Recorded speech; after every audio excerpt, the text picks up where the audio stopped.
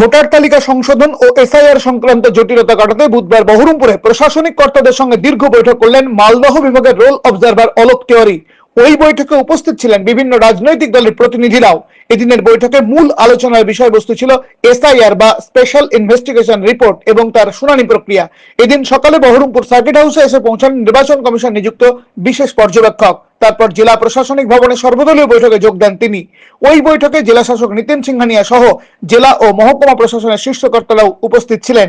প্রশাসন সূত্রে খবর, ভোটার তালিকায় নাম তোলা, বাদ দেওয়া বা সংশোধন নিয়ে যে সমস্ত অভিযোগ জমা পড়েছিল তার ভিত্তিতেই এই এসআইআর তৈরি করা হয়। এদিনের বৈঠকে সেই রিপোর্টের শুনানি প্রক্রিয়া স্বচ্ছ ও দ্রুত করার বিষয়ে জোর দিয়েছেন অলোক তিওয়ারি। রাজনৈতিক দলগুলির প্রতিনিধিরা তাদের নিজস্ব দাবি ও অভিযোগের কথা পর্যবেক্ষকের কাছে তুলে ধরেন, বিশেষ করে শুনানির সময় যাতে কোনো পক্ষই বঞ্চিত না হয় এবং প্রকৃত ভোটারদের নাম যাতে তালিকাভুক্ত থাকে সে বিষয়ে দীর্ঘ আলোচনা হয় বলে জানান নেতারা।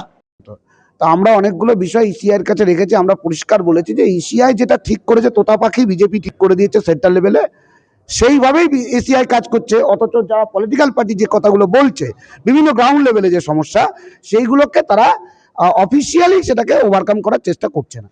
আখেরে বিহারের মডেলে যেভাবে ভোটার লিস্ট থেকে নাম বাদ গেছে, আমাদের পশ্চিমবাংলার ক্ষেত্রে আমাদের মুর্শিদাবাদ জেলায় প্রচুর মানুষের নাম এরকম বাদ যাওয়ার সম্ভাবনা আছে। তবে আমরা পলিটিক্যাল পার্টিগুলো ডিএম এর সঙ্গে জেলা প্রশাসন কিছু কাজ করছে, অস্বীকার করব না, কিন্তু ইসিআইয়ের চাপে জেলা প্রশাসন সেই কাজগুলোকে থরলি করতে পারছে না, এটুকু আমরা বলতে পারি। বারে বারে ডিএম সাহেব আমাদের ডাকেন, কিন্তু আমরা যেহেতু প্র্যাকটিক্যালি মানে গ্রাসরুটে কাজটা করি, অনেক সমস্যা নিয়ে আমরা এখানে আসি। দুর্ভাগ্য যে এখানে এসে শুধু আমাদের বলাই হয়, সদুত্তর আমরা পাই না। আমরা কিছু বললেই সেটা ইসিআই দেখানো হয়। আজকে যেমন একটা স্পেসিফিক প্রশ্ন ছিল আমার, যে আমাদের যাদের আমরা হিয়ারিংয়ে যাচ্ছি যে কোনো কারণে, সেই হিয়ারিংয়ে আমার সেই ডকুমেন্টস আমি সাবমিট করছি সেটা অ্যাকসেপ্ট হচ্ছে কি হচ্ছে না, এটা যদি আমি জানতে না পারি তাহলে আমার সেকেন্ড অপশন কি থাকবে? কারণ 14ই ফেব্রুয়ারি ভোটার লিস্ট বেরিয়ে যাবে, তাহলে আমার ফাইনাল ভোটার লিস্ট বেরোবে, তখন জানতে পারবো যে আমি এখানে অ্যাকসেপ্ট হলাম কি হলাম না, এসআইআর নাম থাকলো কি থাকলো না।